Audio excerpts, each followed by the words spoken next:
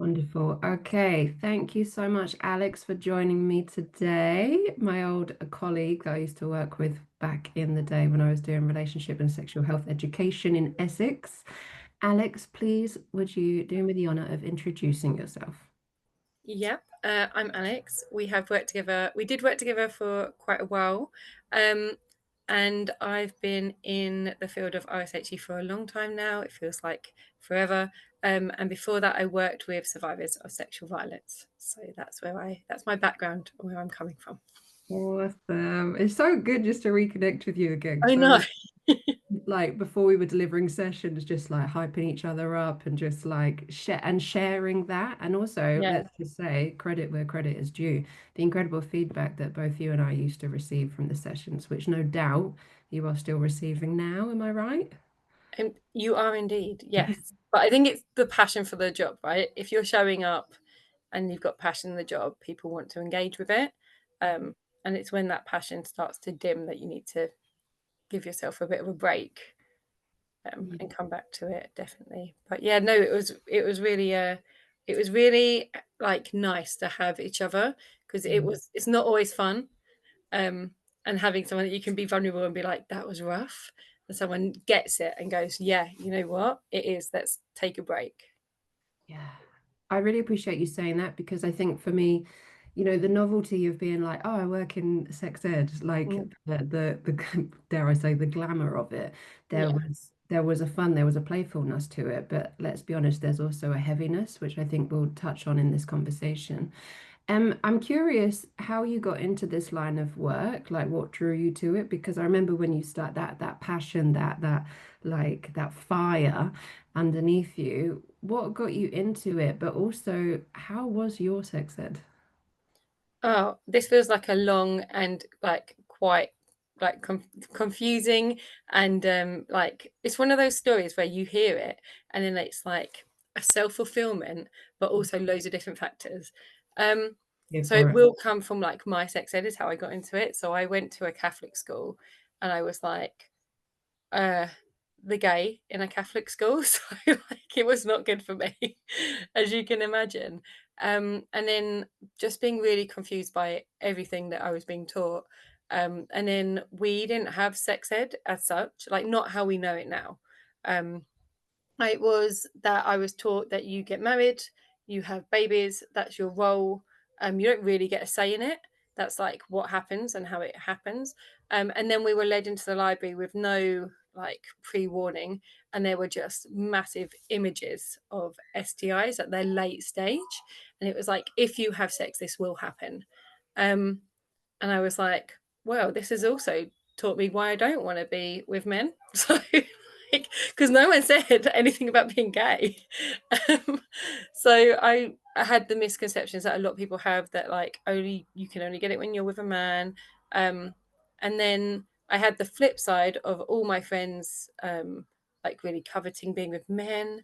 And like I think I've said to you before, all the magazines that I used to read as well, of like how to pleasure a man, and um yeah, like position of the week, and kind of wanting to be part of that, that kind of internalized homophobia that comes from being brought up in a place where it's not acceptable and actually like deemed to be, like a sin. I think is the Yeah. easiest way to say it. Yeah. So loads of trauma around that. So I hid that for a long time. Um, and then I did get with a man, and I remember like we got married and we had three children who are incredible. And then when they got to a certain point, it was very clear to me that they were neurodivergent, and I am. And just being like, I don't want them to be traumatized like I've been. Like I don't. I feel like my whole life was set in a way that I was told it had to be set. It didn't feel like I could make free choices, and I just had them, and it was the most healing experience because I reparented myself through them, whilst also following like a completely different path that my whole family thought I was wild for doing. It was like consent based, like non-hierarchical. We had like very, and just to be clear, we had like very strict boundaries within the family, like this is acceptable, this isn't. A bit like you would in a community. um, and I obviously still took on like a parent role. They have children. There's power dynamics at play there. They need extra support. Um, but from that, I then started to undo a lot of my own trauma. And then, like, also being raised in a certain way meant that I put myself in risky situations. And from that, sexual violence happens, and I didn't know who to talk to. We were never taught that. And then when I did try and get support, the police were dreadful at that point, like really awful. So actually, it was very traumatizing for me. And it was at a point where my children were getting older, and I was thinking, God, they're going to go into the world, and I can't have the world like this. Like, it needs to be better than this. And I'm already doing like things in community, because we had a homemade community, and I was active in that, trying to like lead with consent, and talk about the way I was raising them, like quite openly, and being like really open to like them being who they are, and talking about being queer a lot. And then I started to work and was trained with a support service for people that had been raped. So I was working with survivors, and that was incredible, exhausting work. Like, I did that for a while, and then I had to stop because I realized it was so re-traumatizing, because I'd never worked on myself. Um, and they were amazing. They got me support like in house. They, like, from working for them, they took me back in as like as what do you call it, service user, which was Mhm. really good. Um, and that was, yeah, that was amazing. But I knew that I couldn't go back into that field. Like, it just felt like I had to do something to help perpetrators. It was like, I need to be a first response. I don't want to be there at the end. Um and then I sorry. And then I started to like undo stuff around my sexuality. And then sadly my marriage, obviously due to that, broke down, and other things. Obviously, it's quite a complex situation. Um, and then I decided to do some training. So I was doing like self training. I've always done like self led work. I think it's part of like my brain with having ADHD. Like, I have to always be like on something. And it just happened that I was like looking for a job, and I was just scrolling, and I remember being a teenager and talking to one of my best friends at the time, who I was really close with, and being like, one day I'm going to work in sexual health. It'll be really fun. I'm going to like do all the things that we weren't allowed to do. And it came from like not the best background. I'd be like, oh, I'm going to tell everyone about all the good positions, like from what I'd learned at the time. Like, Yeah, from it was, Cosmo, yeah. yeah. Um, and then, like, from all of that kind of pathways, there was just a job advert, and I thought, oh, I'll just apply for it. I'm already working like multiple fields at this point. I'm working for like lots of different organizations doing freelancing, around sexual harassment, around like yeah, like rape, around like perpetrators and stuff like that. So I went for the job, and I remember doing the interview, and I remember them asking me certain questions and thinking, oh, this is really interesting. Like, I don't know if they're going to like my work, because my work is like very forward. I'm really hit on the points. Like, I don't mess about with it, and I'm very inclusive. So I did a trans training around menstruation, and I was like two men in the room. And I was like, you're going to hear it, because even if I leave and you don't hire me, you're going to have to hear this. Um, yeah, and I got a call not even an hour later saying, "You've got the job." Like, we were really impressed, and I was like, "Oh, amazing!" Um, and that's how I got into RSHE. Yeah. Wow. And Yeah. I really appreciate you sharing your personal journey because it takes me back there as well. And just for the record, them magazines aimed at teenagers, I always check, but I think it must have been back in 2020 and a friend of mine mentioned I don't think they exist anymore. And so then I always keep an eye out and it's like child, adult. And there's no Mm. in between. And it's like really interesting that I don't know, that genre has kind of been wiped out, but also, what impact did it actually have on us? Because I do remember them like top positions and how to please your partner and that sort of internalized misogyny aimed at young girls. Oh, Yeah, male gaze. yeah, Yeah, yeah, yeah. Not actually written for anyone who didn't have, who wasn't a man, yeah, basically. Yeah, it was to appease the man. And I think that's for me where this like phrase that I play about with groomed by the patriarchy kind of stems Mm, from. It's just like you say, where was the education? Where was the empowerment? Where was the sense of self? It was always mm. to be appeasing our But predators. no discussions, like not how to have conversations. How do we talk about these things? How does it feel good? Um, and it's a shame that they just cut them because I remember at the time it was being debated, and we were like, "Oh my god, they can't cut them because then what have we got to learn from?" And obviously, it was Yeah. porn.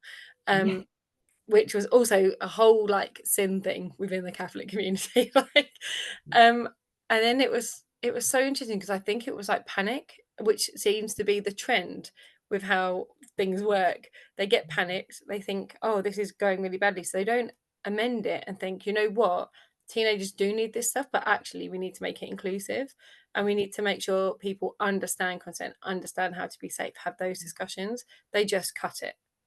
Yeah. So it's like you're putting the wrong content in, and rather than adjusting the content, you're cutting it and saying that that's the problem. That's why like teens are so promiscuous. Yeah. I mean, that's the piece, right? Like puberty happens, Mm, puberty affects people differently.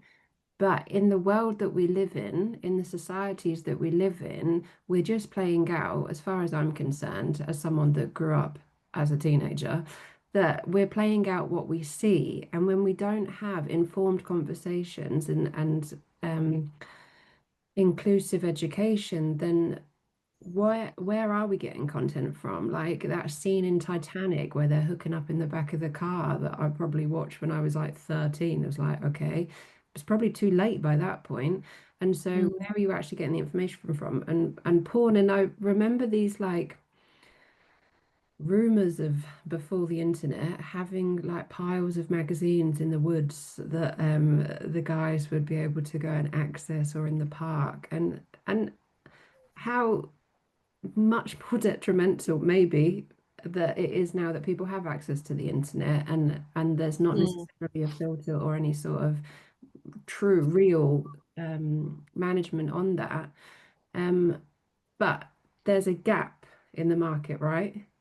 But Yeah, it's like the taboo is too big that we can't talk about that. But instead, then what happens is that people are turning to other sources.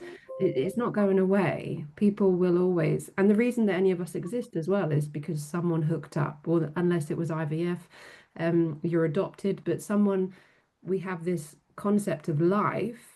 And where does life come from? This theme of sex, this thread that, no, forbidden, don't talk about it, it's a taboo. Like that's gonna like biblically, as someone that grew up in the church as well, it was just like, yeah, the sin, don't even go there, forbidden. But then you're not given the tools to be able to navigate healthy, um, fulfilling, pleasurable, passionate, supportive, nourishing partnership. And you yeah, learn how to submit and from a place of survival. And what good is that doing for our society?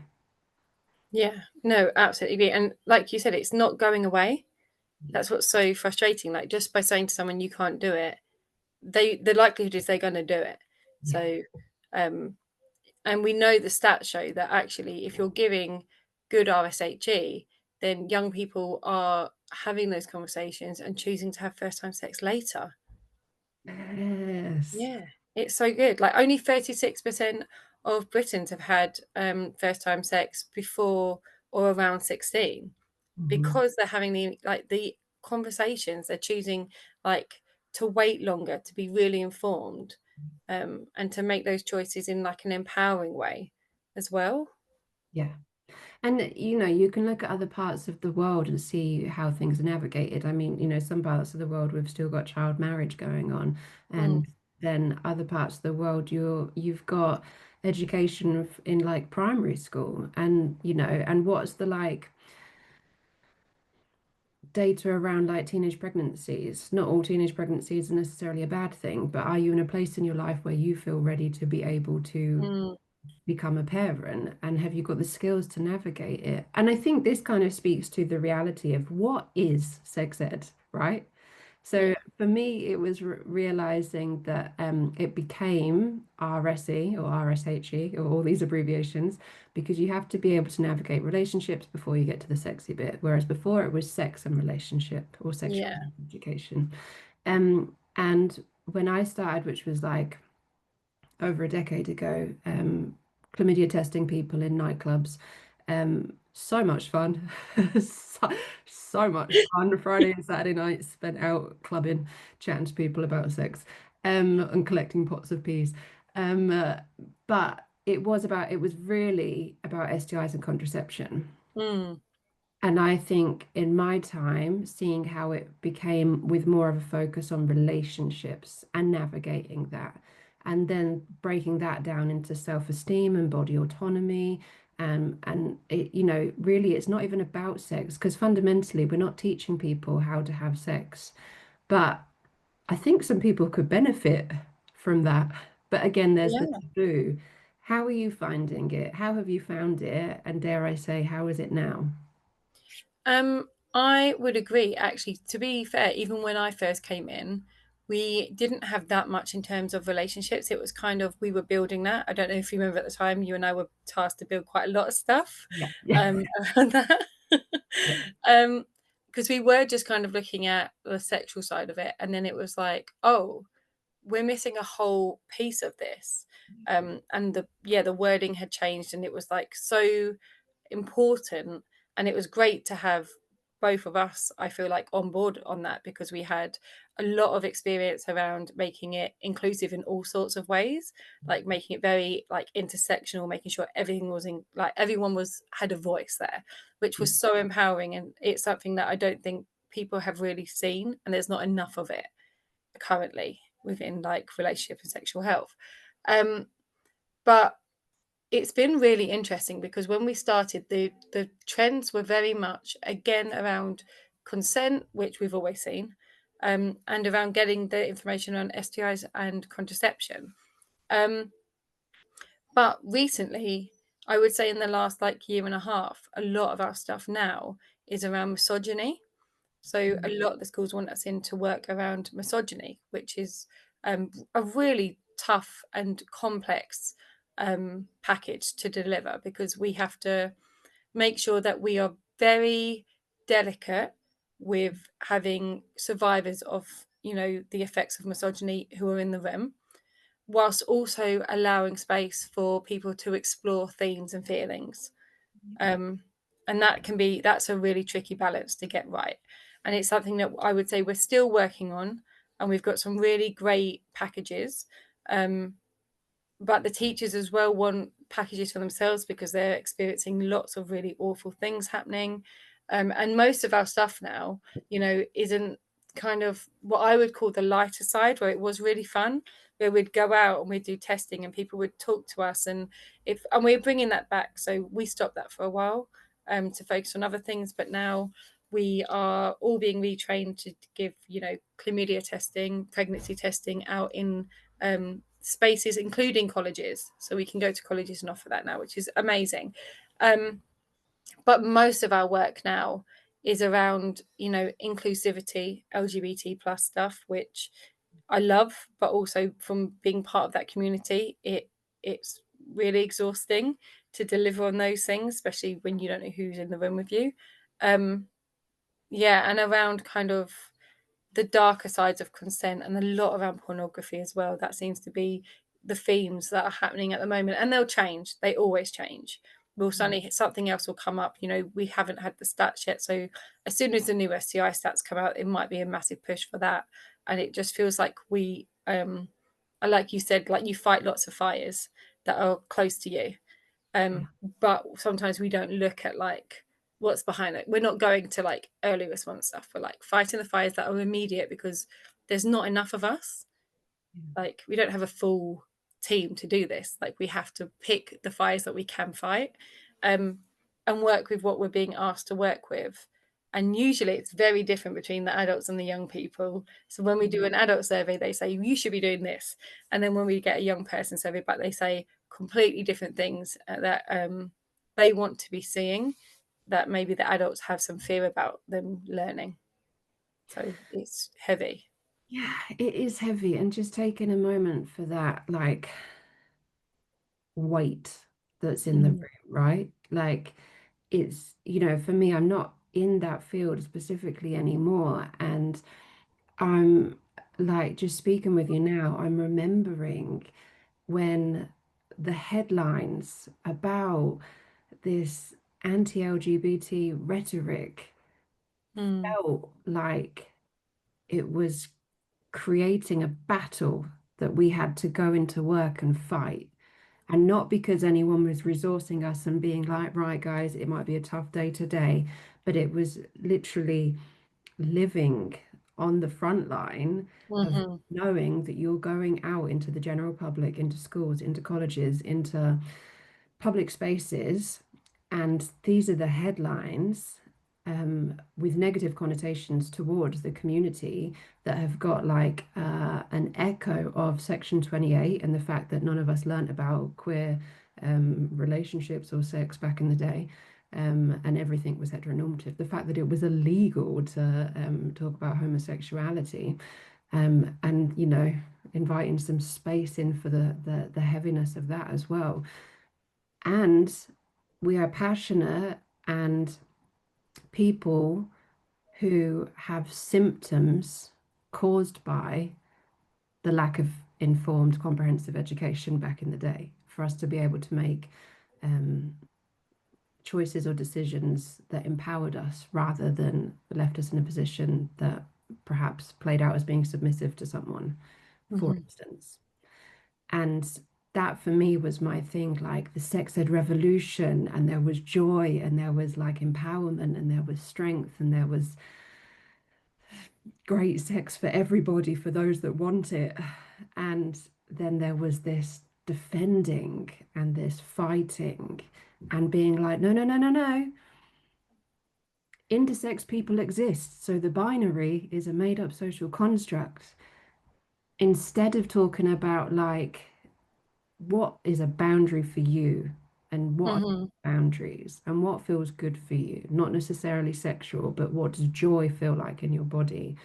And navigating difficult conversations like rejection, like let's get to the bit where we can have Yeah. practices on receiving rejection. Do you want to go to the cinema with me? No. Oh, okay, how do I feel about and normalizing rejection so that if you Mhm. get yourself in a situation, you've got more confidence to be able to navigate those sorts of conversations when it does apply to intimacy and sex or relationships and being vulnerable and opening up. And so there's so much here.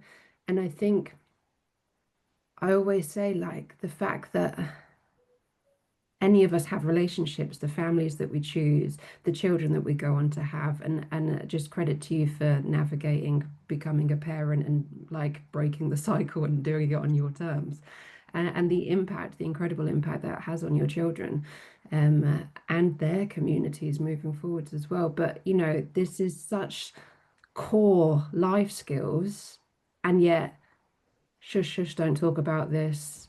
Mhm. Whoever was the minister for education and being like, they're talking about bondage, like, no, they're not. And if they, I mean, it's a question that someone asked, and there should be space to be able to ask these questions in a safe environment. And so I'm just curious about this. Obviously, I think we all know that the newspapers and the news kind of aren't necessarily a true representation of what's going on, but they do influence kind of the world around us. Mhm. That external impact, because I know there were times that we went to colleges and we were really feeling this sense of defending going into battle and having great conversations with people.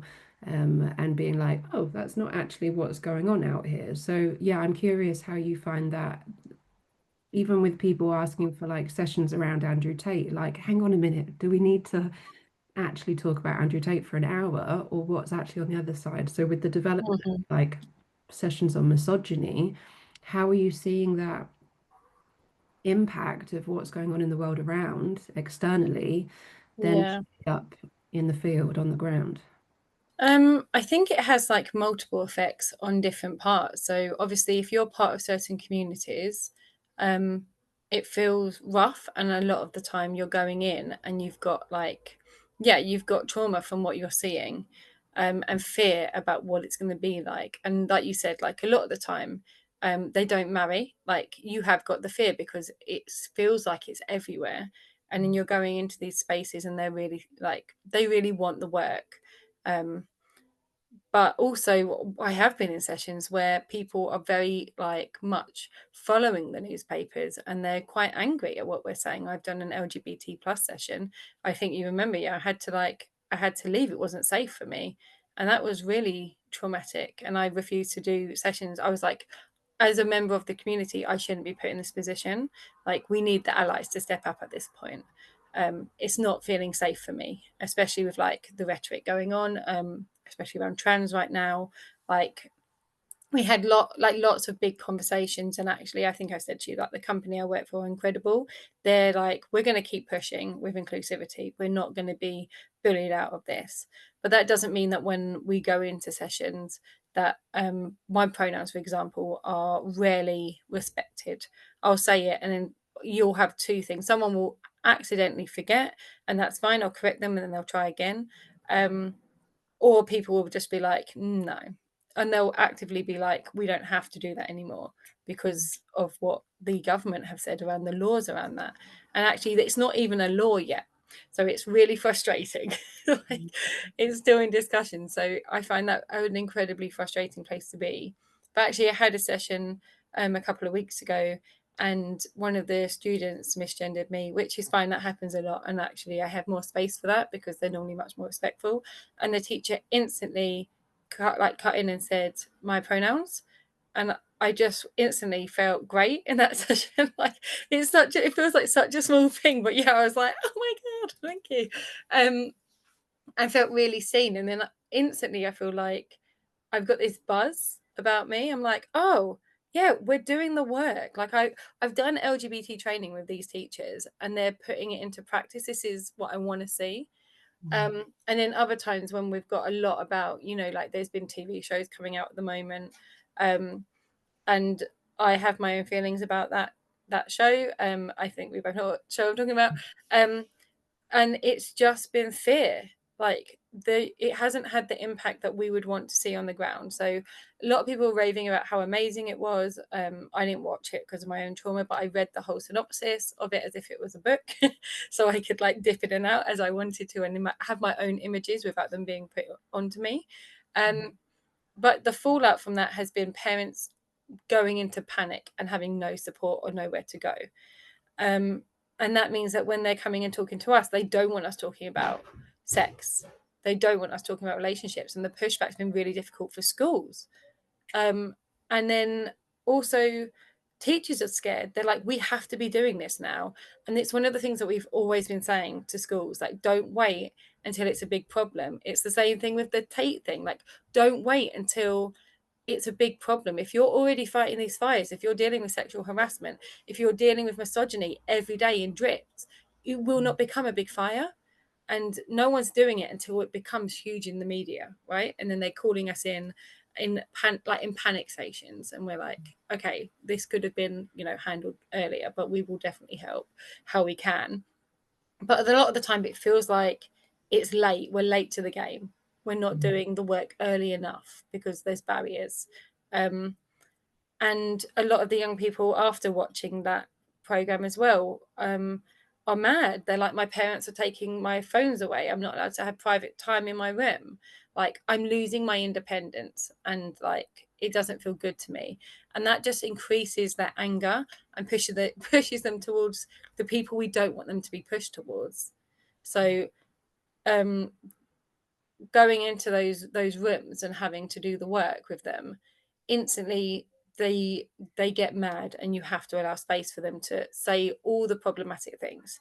This is what I'm thinking, and we gently challenge the statement, and we try and make them see other like versions and why maybe that's not helping them. But it is tiring, and people believe the media like it's the truth. So a lot of the time when we could be doing other stuff that would be really helpful, we're having to battle what people are the misinformation people are seeing. And the trans rhetoric right now in the UK is horrific. Mm. And we've definitely seen an increase in violence and like really dangerous feelings towards trans folks. And we've been called in a lot to work with LGBT groups um, to kind of support them and give them resources where they can go and get help. And that's really not in our remit. Like, we're here for relationships and sexual health education. So a lot of it is re-referring on. But again, there's just not enough support, not enough funding. And it's being on the ground at the moment feels really edgy and Mm. exhausting, I would say, like very, very draining to the soul. And like edgy, not in a trendy way, but No, edgy. not edgy in a Yeah. fun way. Like, I'm walking the line, and at any moment I could fall off that. Yeah, exactly. And I'm not sure who's going to catch me because I'm not sure Yeah. where the site's at. And I think, yeah, it is big and it is heavy. My favourite sessions have always been with neurodivergent folk or queer folk Hmm. because they don't seem to buy into the media. Like, they have their values, their way of thinking. And if someone thinks something problematic, it's much easier to talk to someone when they haven't absorbed a lot of. Everyone is grown up in this patriarchal society. We all have like internalized homophobia and feelings, right? And misogyny. But when someone has got that as their baseline, it's much easier to talk to them without having a lot of other external factors of like pressure from friends groups, pressure from society, what they see in the media. If they've got a clear definition of how things are for them, you can meet them on a certain level.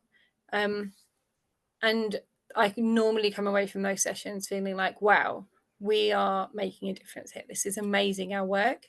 And then I go to mainstream sessions where, and normally it's people are angry, like everyone's angry. It's not just like women, girls, and like marginalized communities that are angry. Boys and men are angry at how they're being treated. They're already a perpetrator before they're a perpetrator. That's the problem that they're seeing, right? They're being treated like they are a perpetrator. Um, and their reaction to that, because we don't teach boys how to be vulnerable and how to be sad and how to show up and say, actually, this is hurting my feelings, like I'm being spoken about and like bunched into like these subsections without my consent, and actually I'm working to not do that. Or like, I understand this, but the pressures are heavy on me as a man and a boy. Like, I have a lot of external pressures to act a certain way. How do I undo this? So all they are is angry. So as soon as you go and you try and like break that down, especially coming in as a queer person, or our team is heavily women, um, they feel like they're being patronized and they're very angry towards us. So getting more men in the field would be amazing.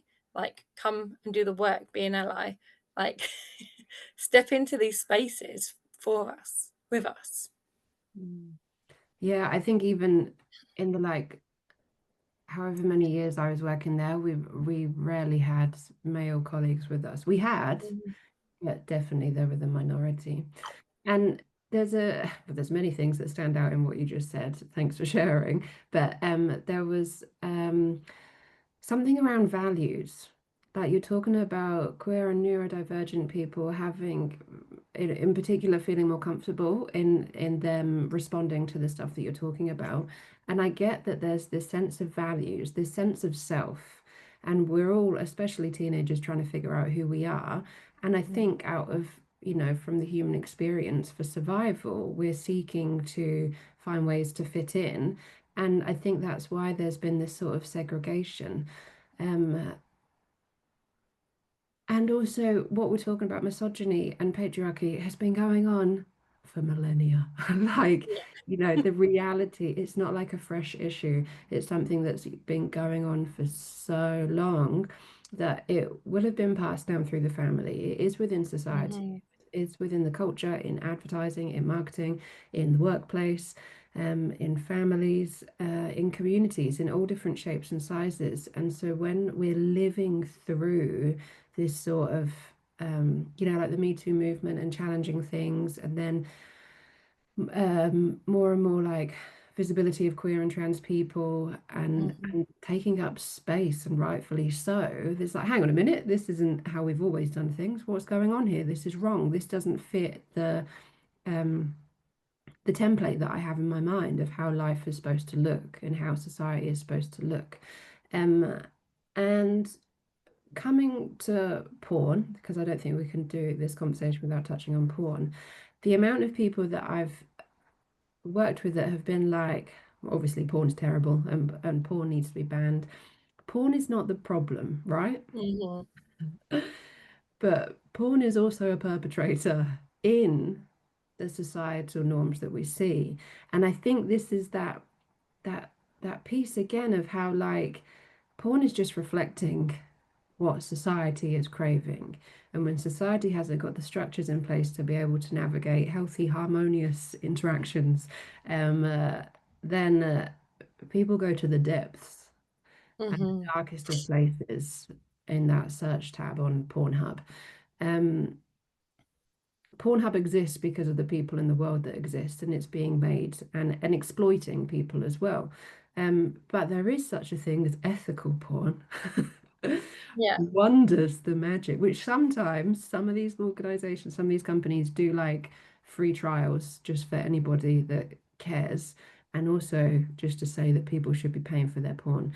Um, how have you seen the rise in ethical porn? How have you seen the impact of ethical porn versus unethical porn, and what's kind of going on at the minute around porn and um, I guess it being used as a tool for young people to learn about sex because no one's really telling them how else to have sex.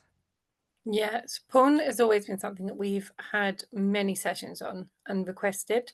Um, we know that young people in primary school are accessing porn now, and normally it's not through wanting to see it, it's through mistakes of seeing it, like clicking on something else.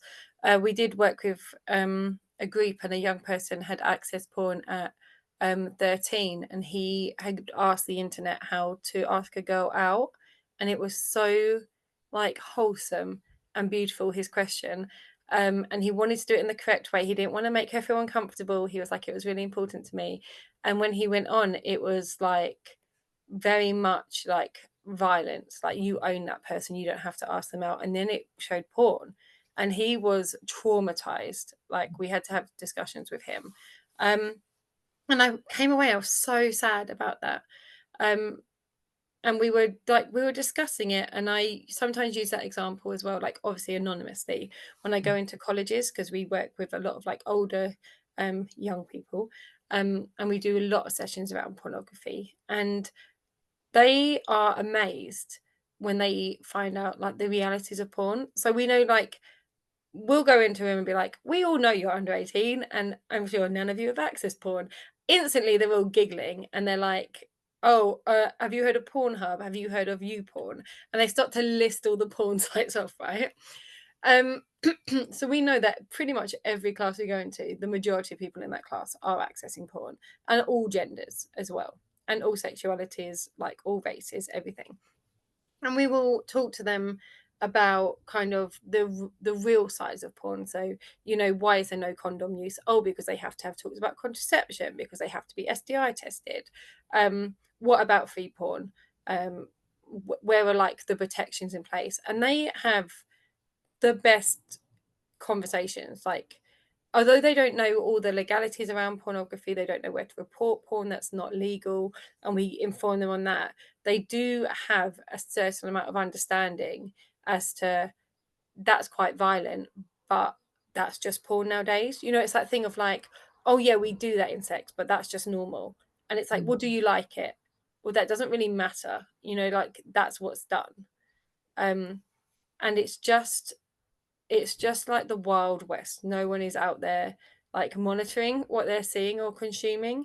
Um, and a lot of the time we talk about how then if you're watching pornography that's very violent towards like black women, or it's like sexualizing black men, or we're being very violent towards lesbians, how is that playing into sexual harassment on the streets? And then we open up for debates. And the debates we have are so like deep with the young people. Um, and we that's one of the things we get the biggest feedback on, like, is that it's so helpful and so useful. But the trends are becoming scarier, I would say. Like the things that they're being subjected to through pornography. No one has ever heard of ethical porn when I talk about it. And we talk about it a lot. We talk about having to pay for it. Um, and we had a really interesting debate actually, with a young person, and he was I'm pretty sure he had ADHD. You know, when you like meet someone and he was already like 4 steps ahead of me on what I was doing. So he was getting bored in the session. And so he was being disruptive. And at the end, when we were doing the debate, he wasn't able to engage. So I was like, do you want to have a debate between us? Like, it would be quite interesting, I think. And he was like, yeah, sure. Um, and the teacher was like, had warned me about him, said he's really problematic. I'm really sorry. I can kick him out of the group.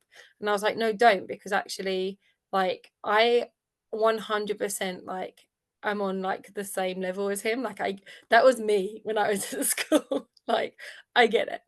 Um, and he said, I was like, "What about, young people accessing porn and not knowing that these things aren't real?" Like, we had a debate, should it be illegal or should it be legal? And we took a side each. And he was like, that's an easy one. Like, I've done this before with things. I would just set up um, a video that you can't click out of. You have to watch all of it. And it tells you that porn is a made up story. It's not real. You're going to see some like intimidating things. There's condom use, or there's not condom use because of STI testing. And he ran through everything I'd said in the session where I didn't think he was listening. Um, and I was like, but how possible is that to do? And he's like, that's so easy to do. You just have to set it up, and all the porn sites would have to subscribe to it. And then I went away from the session, and when you're like mind blown a little bit. And I took it back to my manager, and I was like, I genuinely think this is a great idea. Like, this feels like something we could be pushing, like within the field.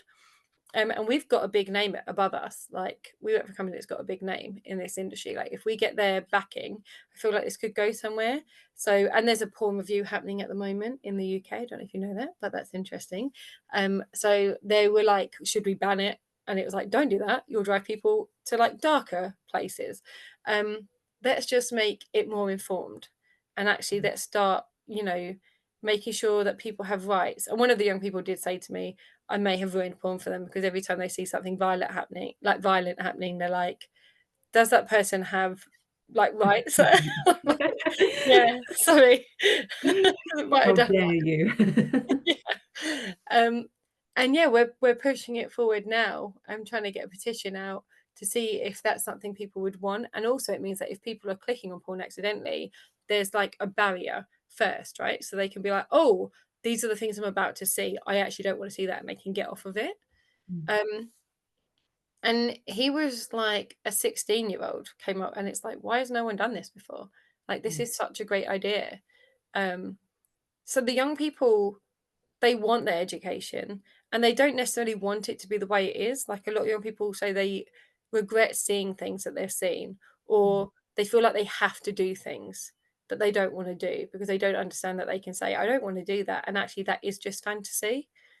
Um, but I think a lot of the time the government are spending their time, without getting too political, chasing non-dangerous groups, and kind of demonizing them who are not posing an issue, rather than actually looking at what is posing an issue to young people's health. And the biggest one is pornography.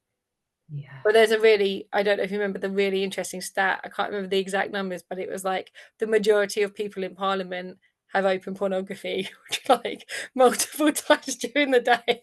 So we know why they don't want to do it. Oh, because there are It's a some other high people. stat.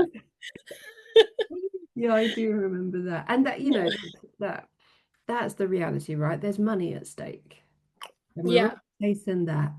And and it doesn't matter if it comes to at a cost of someone's life or No, well-being. no. We get to pick and choose what things are dangerous to young people. And it Yeah. doesn't have to be the things that are actually dangerous. It's like we need something to distract. Yeah, we need a scapegoat. Yeah, yeah, yeah. Yeah, we absolutely do. So And I think, just before I tapped out of the game, out of the field, it was around drag story time. Oh, I yes. just remember this frustration in me being like, no, they are Yeah. not the problem, because it's like, what are you talking about? And like that internalized homophobia, and where, like, Yeah. let's ask ourselves some questions where this really comes from. And what are you actually saying when the stats are there about men who do harm to people of all genders? Hmm. Um, and that information's there, but yet somehow we can't look at it, or we it's easy to avoid, or then it becomes a clusterfuck of like now young boys then not feeling seen or heard, or already being accused of being a perpetrator just because they were Hmm. born a boy, that then they turn to the likes of Andrew Tate. It is the Wild West. You're so right. And I think that's the reality, is that it is such a huge topic. And it's not just about, it's not like a geography lesson, or not necessarily geography, but it's not maths. It's not necessarily this is Hmm. this and this is that. It's open to interpretation. There are nuances, there's history, there's like geopolitics that influence all of this stuff, and money and power. And I think what's very difficult to cram into like a 15-minute assembly or a 45-minute lesson, and that be the whole lesson that they receive Hmm. RSC throughout the year. It's not like, it's difficult to reach all of the people, which is why it's Yeah. been about educating teachers and parents so that they have access to their young people and they can reach, but they also have their own internalized ideas of what's right and what's not okay. But getting to that gold about like what is right for you and what is okay for you. And I remember one of our other colleagues terming the phrase like teaching pleasure is safeguarding. And it was like, Hmm. that's it. Yeah. That's everything. Because if it's pleasurable, cool. If it's not pleasurable, stop. And Yeah. there's so many different angles that the education can go in different directions. But yeah, what for you is like a core takeaway message that you want people to leave your sessions with? Granted that it's a broad topic, but Yeah. what are your like core themes, or like your top five or something? What is it for you that you... Oh, I think it would depend on like the ages, right? So when I go in and I do professional training, my core takeaway is if you are very uncomfortable doing this session and you cannot show up, following the guidelines because they have to follow like the Equalities Act and some people just can't, like their values aren't in line, then don't do it. And that's my core set, like my core belief is if you are leading like PSHE, RSHE, whatever they want to call it, and a teacher or like a person is very uncomfortable doing it, don't traumatize them. You don't know what their background is. You don't know how they've been brought up, but putting that adult in front of young people to teach it, like a random geography teacher having to teach about menstruation, we've had that example before. And he was like, I don't want to do that. And it's obvious to the young people. And then you're traumatizing the young people. Like, and the teacher, don't do it. So I think, and that's easier said than done because I know they're not given enough time. RSHE is not given enough time. So um I think like just hitting on just quickly what you said about pleasure, it's so inclusive to teach regarding pleasure. um, it means that you can access all people, right? Because pleasure can look very different. It doesn't have to be sexual, and it's a word that people find really like political. Pleasure is like a really hard word for people to like get on board with, but we're trying to like undo that. But I want young people to know that we are there to support them. We are not there to judge them, and they can come and get that support from us. They can come and say what they want to us, basically within reason, and we will hold space for that because they don't have that space to show up like authentically and actually challenge the things they're being told that are really problematic. They can't go to someone and say, "Oh, is it normal to do X, Y, Z?" Because you know people will shame them for it. Um, but I want them to know that it doesn't have to be this way. Like they have a voice, and that feels important to what we're doing. And we're doing a lot of co-production now with young people because their voice matters the most. There's a lot of like bump from adults, but we know adults have been traumatized by their own RSHE. Um, so yeah, I think the most important things to me are that we're there for them. They have a voice, and actually they can use that voice to empower themselves and others. Mm. Um, and sex can be very different. It can look very differently. You don't have to have sex either, and you can go through periods where you want it and you don't, and that's okay. So It's all welcome. It's all yeah, welcome. Yeah. everything is okay, and there's space to talk about all the things, and you Mm. can fight for that. Yeah, I love that. And yeah, there's like a few things speaking to me now, but I'm just thinking about time as well. Um, just have you seen Big Mouth, the like animation? I have heard about it, but I haven't seen it yet. Okay, I love this as an example. If there are teenagers that have access to Netflix, that they're like exploring things to do with puberty that come up during puberty, that I'm just like, they're somewhere talking about some things, Yeah. but they have like a shame wizard. And I just think shame is such an important factor. Like, shame is Mhm. that piece that keeps you quiet, that stops you from going to get support, from not realizing that maybe what happened wasn't okay, or Yeah. normalizing harm, basically. Um, and yeah, let's have fewer places for shame to exist. Yeah. Mhm. I think that's the thing about ask me the question, come speak to me within Speak it out loud. Yeah. reason. But Shame also, dies when you speak it out loud, so yeah, and you're exactly. supported, like, well, I would And I say at the remember end of there was a time where I think I was with you and a young person made a disclosure, and there was the difficulty I had was that you're telling me about something that's happened in the past, that. Mm, and there's not really much I can say to you. Like, I can't change the past. I can't change what happened. Clearly, yeah, that's not what I'm saying to that young person in that space. But that frustration of just like, the reality is there's not really much, and it's probably quite normal. And statistically, yeah, that checks, that makes sense. And I think the longer that we go on fighting and arguing about he said, she said, they said, what's okay and what's not okay, and pulling this subject to shreds, mhm, there will continue to be people that are impacted by the lack of comprehensive, inclusive education available to them. And that's really the piece yeah, for me that's just like, this is a big job, this is an important fight, and this is fighting the yeah, good fight. So it is worth doing, but we also need to rest and find yeah, balance in that battle as well. definitely. Um, Because the most vulnerable people are the ones that fall through the cracks. yeah. Yeah, whilst the grown-ups are just arguing. And the TV show that you mentioned, seeing that the UK government were just like, yeah, we should share this in schools. Yeah. Iceland straight away, Iceland were like, we are not sharing this in school. It's No. entertainment. It's not necessarily a tool. And we all know how well we benefited from the TV being pulled out when we were at school. It didn't Oh, yeah, necessarily stay with us or impact us, but them sorts of conversations and yeah, debates where people can really explore and feel into and express as well. yeah, and make sure you've got support services set up. That was the biggest thing for me. It's like you're showing this and then you've added no support services. Where do Mm. people go now? You've Yeah, created fear. yeah, yeah, And we all know terrible things stem from fear. So, yeah, exactly. But again, we've lived through this enough. yeah. I am remembering one of my highlights, just share a bit of sex ed and kind of speak to how sex ed can be and how it's kind of changed. That it went from being STIs and showing how to use a condom to then a colleague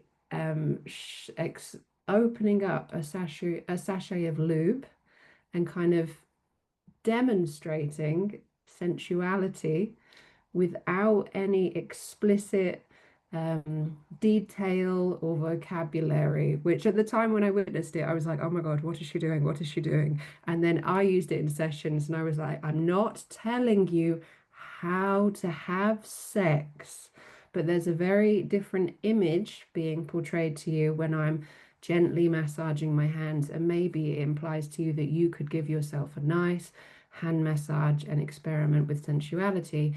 But also, I'm not like animating fucky fucky, sexy sexy, like what you may have seen demonstrated to you in this examples of some porn online. Do you have a favorite anecdote or story or something that you've experienced whilst doing this line of work that you'd like to share? Actually, that would have been my one. You did that with me. So to be fair, when you did it, I was like, "What the hell's happening?" Like, and it was like so interesting to because you told me about this, and then you were like, "I'm gonna do it," and you did it. Um, and then weirdly, it wasn't that long afterwards. I was in a session, and a young person said to me, "I don't see the point in lube." And he was like, "Can I open it?" And I was like, "Yeah." It was. I was like, "Have you got somewhere you can wash your hands afterwards?" Like, absolutely, I don't have a problem with you exploring it. Um, and he did the same thing, and he just put it on his hands. And his mates were like, "What does it feel like?" He was like, "Really soft. It's really nice." I remember being like, again, not sexualized. It was just like a sensory, like exploratory experiment. Um, and before that, all of the guys had been like, "Oh, we don't care about lube. We don't need lube." And I was saying, "Well, it's good for both like parties or all parties." And they were basically like, "They don't care." And then it just took one person to do that, and instantly at that moment, I remembered you. And I told my colleague about when you did it, and that is one of my favourite. And it's only happened to me once with a young person. Some young people will say, "Can I take a sachet?" Because we give them away now to like feel. I don't know what they feel like or if I like it. Um, and the nice thing is, I don't know if you remember when we used to do it, we couldn't just give sachets of lube away. It had to come in the pack of condoms, which wasn't terribly inclusive. Um, and now we can just give sachets away, and we've got silicone as well, so they get to try different types. It's really good. But yeah, that was my one of my favorite moments that I've had. Lube. I would love my own like lube brand, lube merch. Like that You is my should. goal one day. It is. Oh, and one more, just because I find it really funny. We were doing a session with professionals, and I don't get to because I'm youth focused. I don't get to them as much as I'd like because they are quite funny. And it's like a different power dynamic doing youth and like adult, obviously. Yeah. And uh, in the session, two things happened. One person was saying they didn't need condoms because they were in a long term relationship and they hadn't used lube before. And then she basically took a handful of lube and was like, "Yeah, this is going to be my weekend." And then openly, like to her friends and the group as well, was like handing lube out. And it was so like they were like, "Oh my God, what is it? How does it feel?" And she was like really bigging up lube, which was great. Um, and another one told me that I'd absolutely ruined their trips to the dentist because whenever they see dental dams now, they just think about sex. And I was like, yeah, sorry about that. It sometimes happens. It's like the wires in the brain getting Yeah. crossed. Hang on a minute. What is this sexy? Is it not sexy? But yeah, no, there's so many positive points. And I sometimes I have to remember that, like remember that there is joy because I definitely like I take time off work regularly to like just regroup. Um, because it is like it's a contentious job at the moment. Young people think it's cool, um, and you're kind of demonized by adults. So Yeah. it's a hard line to walk, and I forget that we do have fun. It It's possible to have is fun. Yeah. possible to have But fun. Yeah. also, just like sex, it's important to know when to stop, when it's not Yes. fun. Yeah. Yeah. Um, I just want to speak to that bit about like the reality of what is sex. And also, I feel because we've not mentioned it, virginity is also a social construct. Oh yeah. That like that experimenting with the sensuality, it like brings a tear to my eye that that sort of legacy, that memory that lasts. Um, but yeah, like when we're thinking about children. Well, I need to be careful what I'm saying here. We're thinking about children entering puberty, having hormones, that having Mhm. urges, changes to their body, becoming adult, and then sex gets stamped on. And I think there is the adultification of young people from a very young age, and the sexualization of them. But just acknowledging what sex is, because when it's only been taught as a way of making babies and it's heteronormative Mhm. and also monogamous, then we're actually missing out on sex being like finger banging and wanking and Yeah. also all of the in between and all of the bits before and that conversation about initiating sex or what protection you're going to use, as well as aftercare, like flying the flag for aftercare. I didn't know it was okay, that it was actually going to enhance my pleasure if I was able to be like, hey, I need a cuddle afterwards. I need, some sort of check-in afterwards. Yeah. It's like, no, no, that makes you needy. Just Yes. crack on and move on. So yeah, just that, like I can see sex in like big, bright, flashy lights, and it's like, and now looking at like flowers coming into bloom is like that's also sex. The birds and the bees, that's what that meant, but I didn't have that Mm. example growing up. But now I'm like, oh, okay, sex. So it is nuanced, it is big, it is more Mhm. penis and vagina penetration. Yeah. Is there any myths that stand out for you that you had growing up or that you even hear about now? Um, well, still now, if you ask the young people what sex is, it's penetration. And we do a whole section on a lot of our sides of what is sex, and we'll like debunk that instantly. And we also have sensory seeking on there because some people don't want to engage in sex for like romantic reasons. It actually, especially if you're talking about like certain groups like neurodivergent groups, potentially might just want sensory seeking, and that's absolutely valid as long as it's consensual. There are so many ways to connect to somebody. It doesn't have to be sex. Sex doesn't have to be this big romantic thing. It's wonderful when it is, but also it doesn't have to be. So I think those myths, but a lot of them are still the classic ones that I heard, and they're still going around. It feels like, when is this going to end? Like, lesbians can't get STIs. That's a massive one we hear, or it's kind of like that. A lot of them are LGBT ones, so um like using sex toys is only for like lesbian or gay people, queer people. Um, and actually, we've had a lot of misinformation around the use of sex toys. So uh, again, I was saying the people that I work for are quite forward thinking, and they've got a whole section on like internal bruising, because we've had a lot of feedback from young people thinking they have an STI, when actually what they've done is not communicated terribly well. They're quite like, toy naive, um, and as a result, they've been hurt, and they're too shy to say it to their partner. So having those conversations around that stuff's really important. And again, they learn from porn. So like, yeah, I think it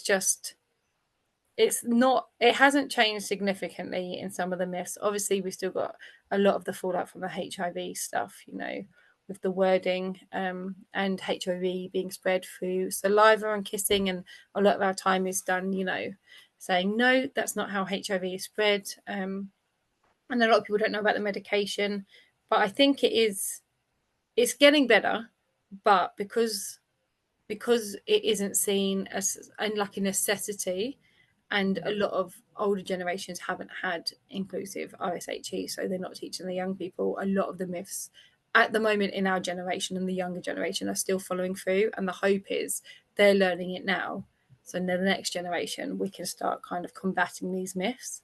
But yeah, they're not too dissimilar, I guess, from what we would have heard. We still hear a lot about blue balls, that kind of thing. Oh, those are the days. Well, I've got one final question for you, but yeah, just about like in an ideal world, in the future, when we've all had our comprehensive sex education, misogyny and patriarchy are a thing of the past, what does that world look like to you? Oh, safe, safe. I feel like it would be safe for everyone, Mm.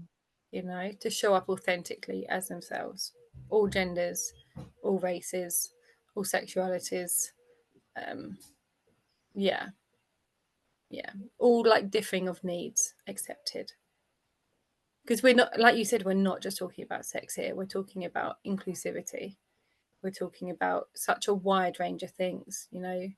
Um, yeah, like ableism. It's so intersectional, isn't it? Racism. And if we had really good RSHE and all of that was gone, people would just be safe. Yeah. Wow.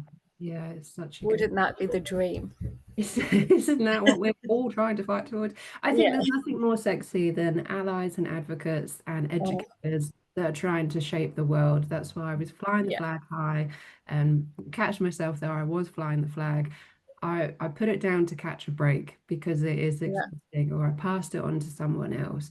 But that sex ed revolution, this is what it's about. We're working to create Mm, a safer environment, and that doesn't mean we're exposing kids to bondage and doing no. demonstrations. It means that there's safety involved. And I think, there's also the memory I have of going to get a job in a sex club and learning the most about consent in this like Yes, new in those industries. industry. Yeah. Like, oh my God, this is wild. The world is turning in on itself. What is going Yeah. on? And it's like, yeah, no, we do it right. We do it properly.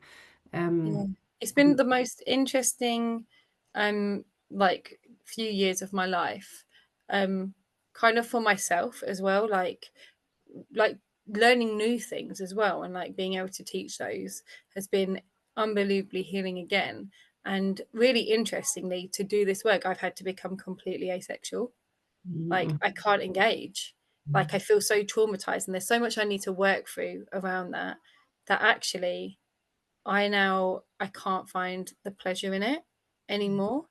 And there's other ways to get pleasure, obviously, like sensory seeking stuff. But like the act of sex to me doesn't feel safe right now. And I think it's because we do see the darkness. Um, and then you learn things, right? When you're doing this, you learn that actually wasn't okay. Like yeah. what has happened to me wasn't okay. And people are doing this fight now. And I have an understanding. So it doesn't feel like a bad thing to me. It feels like I'm on the right track to healing now, and it's Mm, the right place to be. And my company are incredible at allowing me to take my breaks when I need them for my mental health. yeah. So finding like a really inclusive, neurodivergent inclusive company has been key to my healing for sure. I really appreciate you saying that. And that's also reflective of the journey that you've been on to be able to communicate and understand and know your own needs. Mm. But Well, I was so inspired by you as well. You knew, you stepped back, you listened to yourself, because I was like, we just have to do it. Like I always had that in my head, like I just have to do it. And at some point it will get better. And then you were like, no, like my well-being is the most important thing right now. And I can't do this. I can't fight this if I'm not well. And then it was when you did that, I think I don't even remember, you were off, and then I was like, you know what? I'm not well. I'm gonna allow this to happen. And I just let myself have time off. And I came back and I was like I felt like a different person. I had new resources in place, to help. And I hadn't ever witnessed that before, and I thought it was incredibly brave, and it really empowered like my journey through this. And I've continued that now. When I've had enough, I'm like, what would Heather do? oh, that's so cute. And I like, yeah, it's a really challenging place to be in, to recognize the fight and the work Mhm. ahead of you, and also to acknowledge where you're at, your position in that journey. And absolutely, you cannot pour from an empty cup. And I didn't understand that until my cup was empty and I was still trying to, like, yeah, keep on fighting. But 100%. I mean, I don't think the work's going anywhere anytime soon, but you can only be an example of what it is that you're fighting for. Mhm. And that piece about the asexuality, I think it's also worth mentioning the sort of shadow side that people can explore through sex and intimacy, with regards to like bondage, kink, and fetish that many Mhm. people see as taboo or twisted, or then what are people really exploring, and for their own journey, sex as a tool to kind of play out different roles, the submissive and dominant as well. All Mhm. these things, it's like adult play, but it's really important and vital that that container is understood with the people that are involved in that. And I think that's what wasn't demonstrated in sex growing up. That's not what we saw Mhm. in heteronormative. And my concern is for the heteronormative monogamous people out there that are thinking that this is what's normal. And it's like, oh, babe, no. Yeah. An opportunity to discuss about your own pleasure, what you want. Do you get a Mm. debrief? Do you get an opportunity for aftercare? Do you get what you Yeah. want? that delivers a pleasurable experience. Because if not, something's not right there. So Yeah, and I think if you're stepping into any of those spaces, like you said, like the kink spaces, um, they are the most consensual spaces. Like they're spaces where you can learn that you have a voice, and actually you can say exactly what you need and what you want, and it will stop. Like the people that are there, like leading those things, fully understand the need for consent. A lot of them have been through stuff themselves, and they are, like you said, exploring being able to be maybe submissive when they haven't been able to be, or they're victims or survivors of something that's happened to them. And they're like, it's a very safe way for them to step into that, knowing that the infrastructure is there, the scaffolding is around them, that it will be on their terms. And it's a powerful place to be. And we don't have enough um, respect for those spaces for healing for people, yeah, because how are you sanctuary. supposed to heal from those things if you're constantly in the same situations where things aren't changing, and you don't get to explore those things for yourself, and it's seen as taboo, shameful. Yeah, it comes back to safety again. And it also makes me think a bit about like the priestesses back in the day and the role of sex within society way, way, way back, that there would have been temples. I mean, I wasn't there, I don't know how it went down, but there would have been temples and places where people explored Mm-hmm. sexuality and there would have been an understanding to some degree. But yeah, unfortunately, there's been power and hierarchy that has um, literally burned people, has like, wiped it Yeah. out. But yes, there is something in the shadowiness of it. But for as long as we're avoiding it and we're not surrendering to what's here and what's at stake, then Mm-hmm. we are just going to expect more harm to take place, I believe. But yes, I'm here for pleasure. I'm here for all the full spectrum of pleasure and the whole experience. And it has been absolutely delightful to catch up with you and just kind of explore all of the juiciness that is. I Um, know, it's too long. It's been a long time. is there anything that you haven't mentioned or anything that you want to wrap up with? Any final words or thoughts? I don't think so. I think just thank you for the work you're doing. It's always amazing to see people doing the work, especially when, I know personally how passionate you are about it and how incredible your work is. But just seeing that is inspiring. And I just want to thank you for having me on as well to talk about it, but also just, yeah, just keep going, take care of yourself. And we miss you over here in Essex. Well, thank you as well for the work that you're doing and that, like, yeah, it can be, it is a battle. So I'm really glad that you're able to take the rest you need and recognize the personal journey that kind of can come up doing the work, doing that job, the reality of that as well. So thank you for you.